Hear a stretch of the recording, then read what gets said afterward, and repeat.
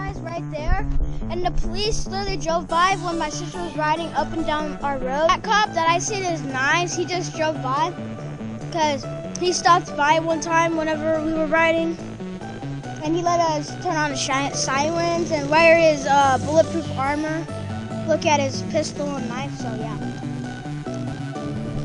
No, but just don't go on the road at all.